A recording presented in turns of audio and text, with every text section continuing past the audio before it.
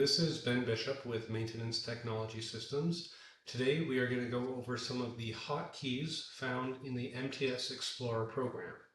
To start, you have to make sure that your MTSXplorer is the active window just by clicking on it up here. And then I'm going to start by pressing X on the keyboard. This will pull up the main menu hotkeys. We're going to go through these quickly, maybe mention what they do and their purpose. So, first off, we have the About MTSXplorer. The hotkey is A. When you pull this up, we can see the About screen. This gives you the name of the app, the date that it was built, and the version that it was. So you can make sure you are up to date and have the most current MTSXplorer.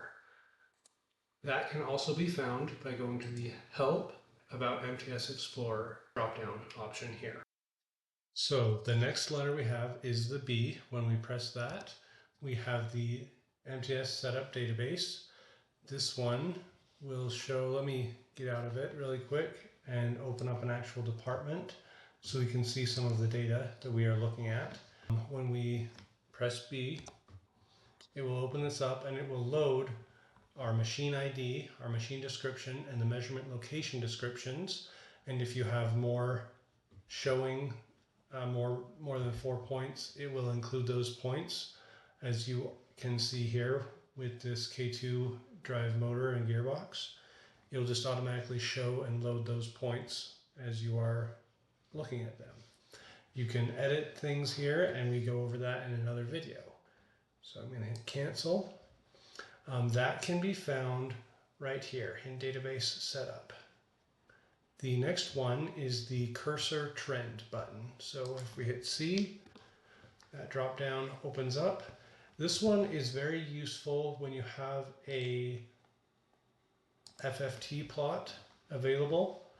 So just open that up so we can see this a little bit better.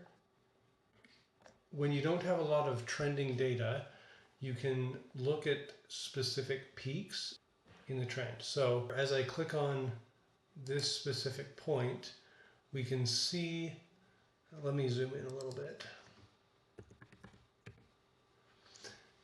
We can see exactly what's going on in this specific range. So if I click on this peak, I can use my arrow keys to move over to get to where that point is right there on that peak. Then we can see the trend that has happened at this peak over the last couple of readings, and that shows up that can help with some of the analysis that you are doing. With the cursor trend as well, you can change it from single peak to harmonics or non-synchronous points that are further out. And you can change the band trend by clicking on this. You can have 1 times, 20 times, and this changes the trend band to include 20 times in that frequency. So that is the cursor trend. The next one is demodulation, which can be found just a couple options down with demodulation. But when you press it, it will pull up your demodulation plot. The next one is select database. We will press. This will show you where you are pulling your data from and make sure you are in the right place. For us, it's the C drive, MTS Service Database, and then press OK, and that will pull up your database. Then it will go to your default Maintenance Technology Systems. That button can be found right here. For this next button, I'm going to make sure I'm in an actual department.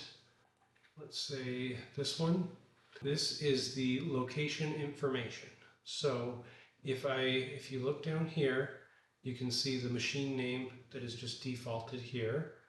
But if I press I, again making sure this is the active screen, we can see the current database path is in our C drive, MTS folder, MTS Service Database. We are in Department 32, and the current location for this machine is 32000. And that is what the information button does. That can be found by going to the Help option, Database Information. The next button is the List Update button. This can be found right here. This button is when you are creating a VBox 3 route list. You just go in and press this, and you can create a list. You can start off with the VBox 3 or VBox 4 or VBox 2 list. So there's that button. The next one is the FFT plot. If we press F, we can see the spectrum plot that it pulls up. You can change this to show up to 6 plots. I'm going to go to 4, and you can adjust the size to where those are more visible, and you can adjust the range on them as well by double-clicking and entering some other number. The next one is the multiple trend, which I'm going to hit. It will pull up multiple trends, and you can change them from overall to overall 1 to overall 2 and other options that are going off screen at the moment. This one can also be found by going to the Select Plot Type drop-down and Multiple Trend option. The next one is the Next Plot button.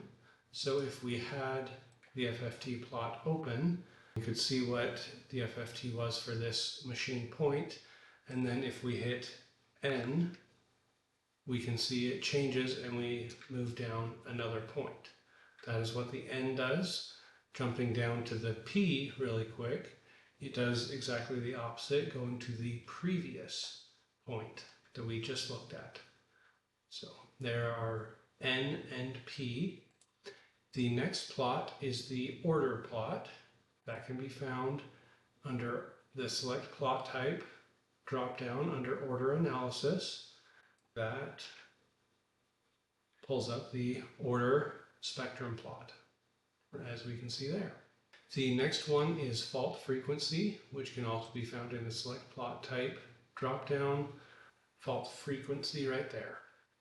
Pops that up and shows you these things you can calculate the fault frequency.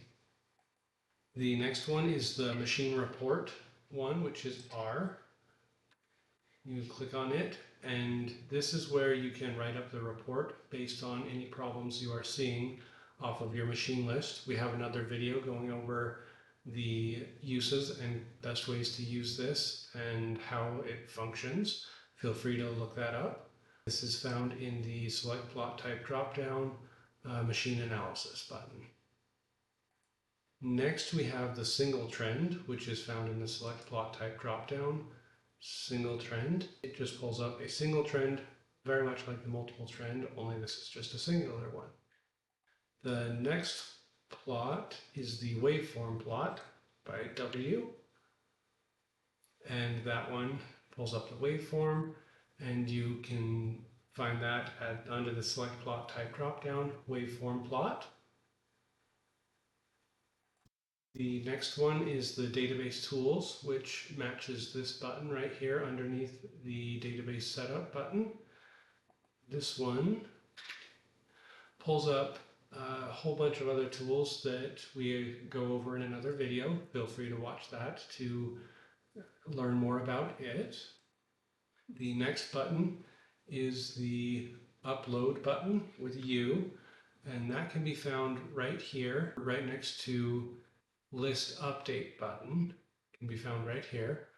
This is when you are uploading, you use this button when you are uploading any sort of new data to the MTSXplorer. There's another video going more in depth, but you hit continue, you select what sort of upload you are doing, whether that's VBox 1, 3, or 2, 4, or 6. In this case, because we have that in another video, I will not be going over that today. The next one is the delete date. This button is found here underneath the Select Plot Type drop-down. This one, if you have some data that just doesn't look right, maybe the file was corrupted or the triaxial sensor was not placed correctly, or there was a short in the wire, or one occasion or another where the data doesn't look right, you would just delete that data here. We have another video going over what this button does and how it works. The next button is the VBox 1 Excel, where you can create a list, or where you can see the list of the VBox 1 Excel files, essentially. That can be found in the Edit and drops down to VBox 1 Excel file. And that one, when we select it, it will ask you where you want to select this folder. I'm going to cancel. And the last one is the edit config file. The hotkey is J. And when we open that up, it opens this up, and we have another video going over this. Thank you for watching the video, and if you have any other questions or comments, feel free to reach out or watch some of our other videos for more information. Thank you.